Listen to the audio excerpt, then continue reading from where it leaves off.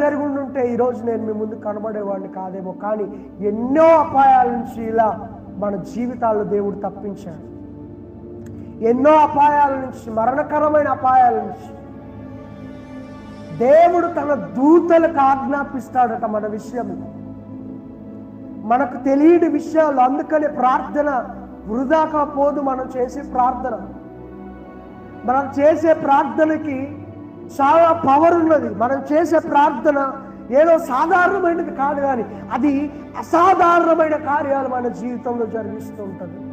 అది ఎప్పుడు కనబడుతుందంటే మన జీవితం అట్టడుగున కూరుకుపోయినప్పుడు, గమ్యము కనబడని స్థితిలో ఉన్నప్పుడు, అందరూ తృణీకరించినప్పుడు నువ్వు ఏం చేస్తూ ఉంటావంటే నువ్వు దేవుని దగ్గరకు రావటం ప్రారంభిస్తావు, ప్రార్థన చేయటం ప్రారంభిస్తావు, దేవుడికి ప్రథమ స్థానం ఇవ్వటం ప్రారంభిస్తావు.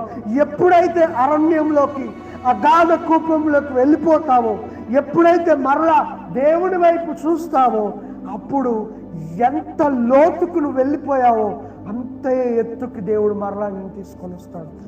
నువ్వు ఎంత స్పీడ్గా లోపలికి వెళ్ళావో దానికంటే రెట్టింపుగా దేవుడు నిన్ను హెచ్చిస్తాడు. దానికంటే రెట్టింపుగా నిన్ను గణపరుస్తాడు.